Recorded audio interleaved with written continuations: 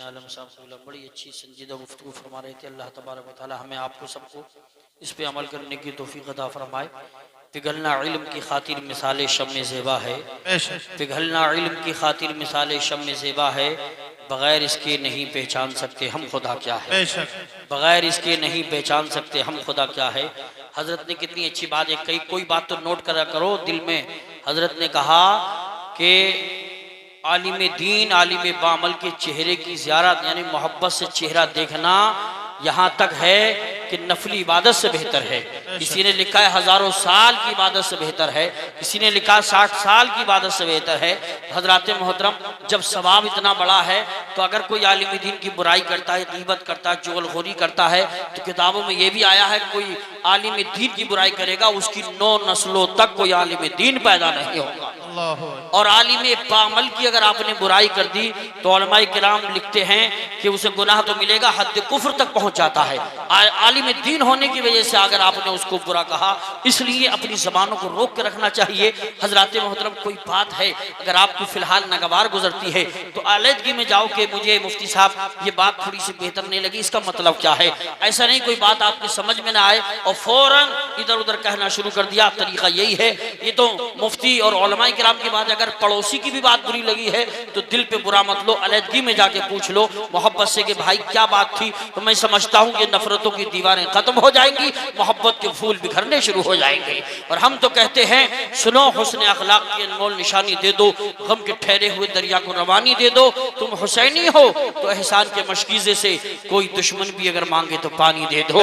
اور انسانیت نے یا رسول اللہ صلی اللہ تعالیٰ علیہ وسلم، انسانیت نے جب سے تیرا در پکڑ لیا، انسانیت نے جب سے تیرا در پکڑ لیا، شیطان نے سنا ہے کہ بستر پکڑ لیا، شیطان نے سنا ہے کہ بستر پکڑ لیا۔ اور اتنا کہا تھا بس کے سرکار آئیے، اتنا کہا تھا بس کے سرکار آئیے، مشکل زمین پہ ٹھہر گئی سر پکڑ لیا۔ جب بچے آپ کے پڑھیں گے حضرات، کچھ بچیاں ایسی ہوتی ہیں جب گناہ ہوتے ہیں اللہ تبارک و تعالیٰ عذاب بھیجنا چاہتا ہے، لیکن کوئی بچہ قرآن پڑھتا نظر آتا ہے، بسم اللہ شریف پڑھتا نظر آتا ہے، اللہ فرماتا ہے فرشتوں آ جاؤ، اب اس بستی پہ عذاب نہیں ہوگا، رحمت و نور کی برسات ہوگی۔ حضرات تو بچوں کو پڑھائیے، آگے بڑھائیے، آدھی روٹی کھائیے لیکن بچوں کو پڑھائیے۔ جیسا کہ ابھی مفتی صاحب نے کہا تو لیجئے، حضرت علامہ خواجہ کلیم اشرف صاحب قبلہ آنے والے ہیں، سنجیدہ گفتگو ہوگی، لیکن ان سے پہلے ہمارے بلبل باغ رسالت شاہکار ترنم جناب محترم حکیم محمد افلاق رضا صاحب قبلہ ادے پوری کو پیش کرتا ہوں۔ ان کا مطب خانہ سید پور میں ہے، یہ حافظ بھی ہیں، قاری بھی ہیں، مولانا بھی ہیں اور حکیم بھی ہیں ماشاءاللہ، اور حجی حکمت فرماتے ہیں، تشریف لا رہے ہیں۔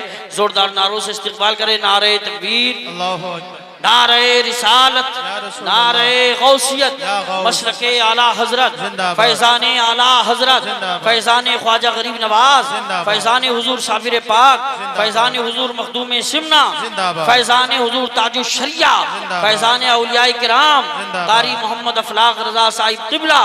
میں اس شعر کے ساتھ حضرت کو مائک کو بلا رہا ہوں کہ وہ جن کے نام کا چرچہ ہر ایک جہان میں ہے، انہی کی نعت کی خوشبو میری زبان میں ہے۔ کہاں وہ بات مدینے کے سب مکانوں میں جو بات حضرت ایوب کے مکان میں ہے۔ دیکھیں حضرت تشریف لے آئے، کھڑے ہو کے استقبال کریں، نعرہ تکبیر، نعرہ رسالت، نعرہ غوثیت، مسلک اعلیٰ حضرت، فیضان اعلیٰ حضرت، حضرت علامہ مولانا خواجہ کلیم اشرف صاحب قبلہ، حضرت علامہ مولانا خواجہ کلیم اشرف صاحب قبلہ۔ تشریف رکھیے، بیٹھ جائیے، بیٹھ جائیے۔ آج الحمدللہ ایسی عظیم الشان تقریر سنیں گے، اگر آپ چاہو گے پوری تقریر انگلش میں ہو تو انگلش میں کر دیں گے۔ بہت قابل ترین شخصیت، بہت جلد ناز شریف کے بعد مائک پہ حضرت آئیں گے، آپ تشریف رکھیں، آرام سے بیٹھیں۔